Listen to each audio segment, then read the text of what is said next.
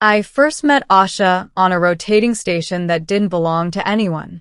Kestrel Station floated at the edge of 3 trade corridors, a neutral ring of alloy and light where species crossed paths without flags or borders. Humans called it a marketplace. The elders of other worlds called it a listening place. Deals were made there, yes, but more importantly, information flowed. I was there as a junior acoustic systems technician contracted by the Interstellar Accord to maintain translation fields and ambient dampeners. It wasn't glamorous work. Mostly, I calibrated sensors, repaired old emitters, and made sure the station's overlapping languages didn't turn into noise chaos. The job suited me. I had always heard more than most people. Not in a mystical way, just a quirk of neurology. My hearing range was wider than average, especially in the subharmonic bands most species used for emotional signaling. Humans filtered those frequencies out as background vibration. I couldn't. To me, they were as clear as breath. That was how I heard Asha whisper. She was Threeny, tall, willowy, her skin like pale stone threaded with faint lines of light that shifted with her mood. Threeny communication was complex. Layered tones, body posture, and micro-vibrations carried through air and surface. To humans, much of it was unreadable without translators. To me, some of it slipped through. We worked in the same quadrant for weeks without speaking. She was a cultural liaison, observing human operations and reporting back to her delegation. Professional, distant, polite in the way diplomats often are. I noticed her because of the pauses. She lingered in corridors longer than necessary. She stood near observation windows even when there was nothing remarkable to see. And sometimes, very softly, she spoke when no one else was around. Most assumed Threeny whispers were internal vocalizations, not meant to be heard. That's what the files said. The files were wrong. The first time I heard her clearly, I was recalibrating a translation node behind a wall panel. She entered the corridor, unaware of me. Her footsteps were light, almost soundless. She stopped, and she whispered, in a layered tone that vibrated through the metal. He is closer than predicted. I froze. My tools slipped from my hand, clattering softly. Asha stiffened, her body language shifting sharply. She turned, eyes widening slightly as she saw me emerge from behind the panel. I didn't realize anyone was here, she said, switching to clear, translated standard. Sorry, I replied. Maintenance. Her gaze lingered on me, searching.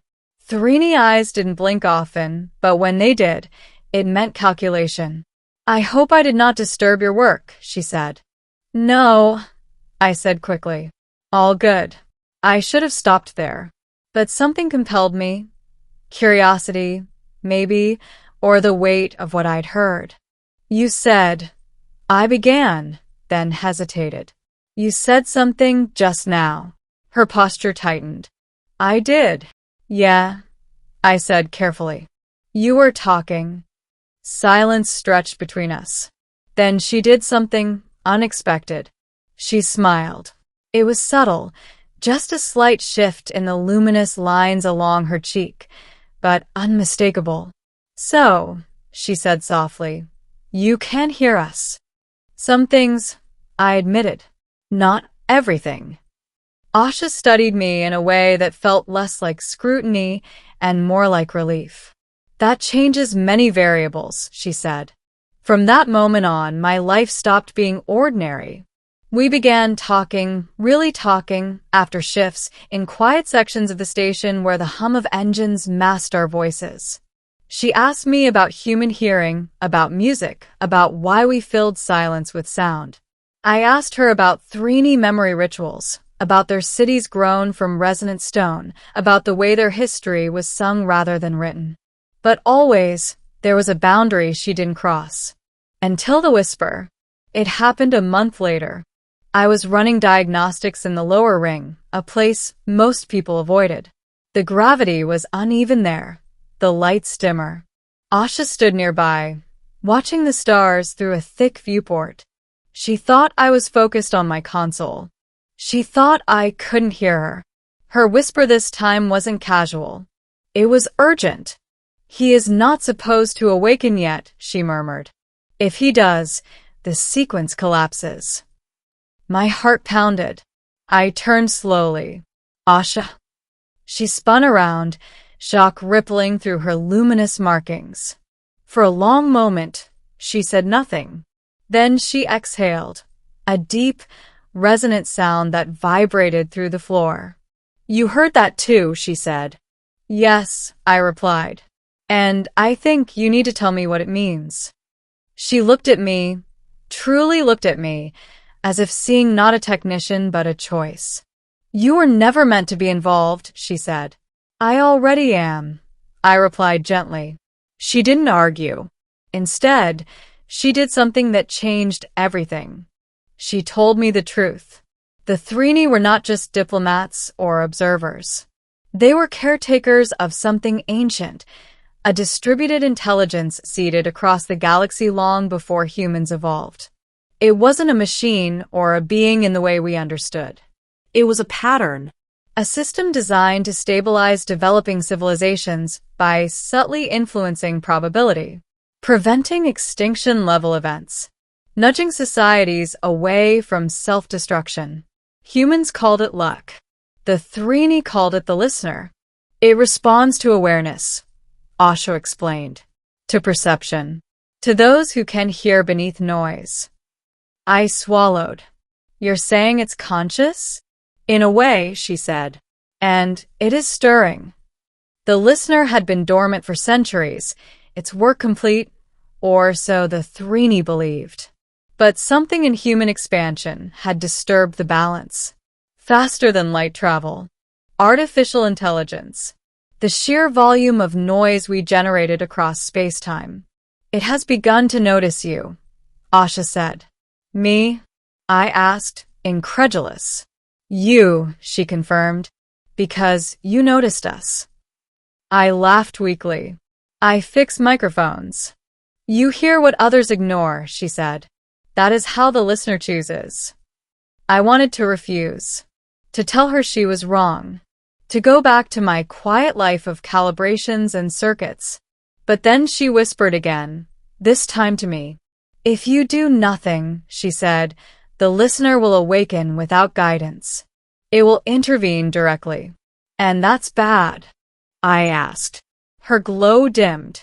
"It will save you," she said. "From yourselves. Permanently."